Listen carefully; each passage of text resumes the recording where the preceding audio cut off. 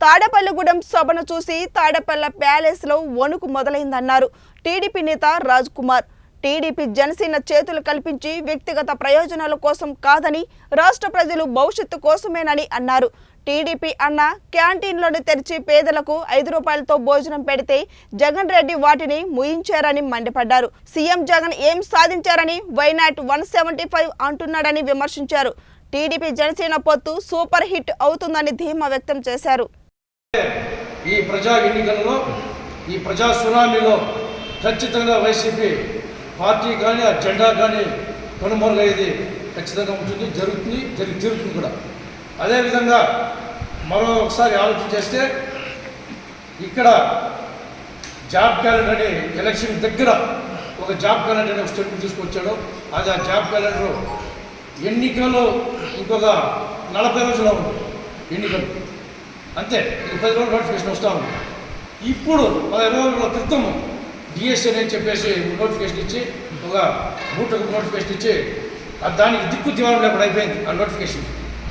అదేవిధంగా చూసుకుంటే దళిత మేధావి దళిత కులంలో పుట్టినా కూడా ఎంతోమంది కరోనా టైంలో ఎంతోమంది ప్రాణాలు కాపాడినటువంటి మా సోదరులు ప్రముఖ వైద్యులు ఆయన ఎవరైతే డాక్టర్ సుధాకర్ గారు ఉన్నారో ఆయన్ని మొత్తం ఒక మాస్క్ అడిగిన పాపానికి, కేవలం ఒక మాస్క్ అడిగిన పాపానికి అతన్ని మతిస్థిమితం లేకుండా చేసి రోడ్లో ఎవరైనా ఎక్కడెక్కడ దేశంలో లేదేమో ఒక డాక్టర్ని తీసుకువచ్చి నడి రోడ్లో అది ఒక సర్కిల్లో మొత్తము బట్టలు తీసేసి కాలు చేతులు కట్టి ఆటో ఎక్కించే ఘనత ఈ ఒక జగన్మోహన్ రెడ్డికి ఉండదు.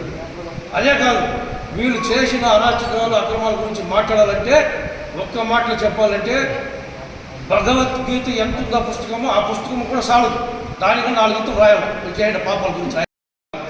ఎలక్ట్రానిక్ ప్రింట్ మీడియా వారికి వేదిక మీద ఉన్న తెలుగుదేశం పార్టీ కుటుంబ సభ్యులందరూ కూడా నమస్కారం తెలియజేసుకుంటూ, నిన్న జరిగినటువంటి తాడేపల్లిగూడెంలో జెండా సభలో సుమారుగా రాష్ట్ర వ్యాప్తంగా 10 లక్షల మంది పైన ప్రజలు పాల్గొనడం, పక్కనే ఉన్న తాడేపల్లి ఇంట్లో అనేక వస్తువులు టీవీలు అన్నీ కూడా పగిలిపోయిందని చెప్పి మాకు కూడా అందరికీ రాష్ట్ర వ్యాప్తంగా కూడా సమాచారం అందింది.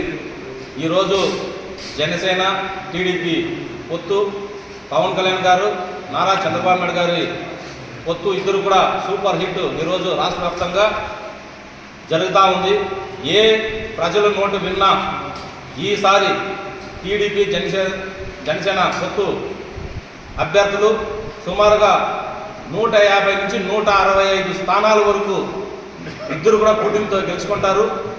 ముఖ్యమంత్రిగా ఈ రాష్ట్రాన్ని చంద్రబాబు నాయుడు గారు, అదే మాదిరిగా పవన్ కళ్యాణ్ గారు కూడా చక్కటి పరిపాలన కూడా కొనసాగిస్తారని చెప్పి ప్రజలందరూ కూడా ఎదురు చూస్తున్నారు. కేవలం ఇంకా 40 నుంచి 50 రోజులు మాత్రమే ఉంది. ప్రజల యొక్క కష్టాలు తొలగి మళ్ళీ ప్రజాప్రభుత్వం రావడానికి సిద్ధంగా ఉందని చెప్పి తెలియజేసుకుంటూ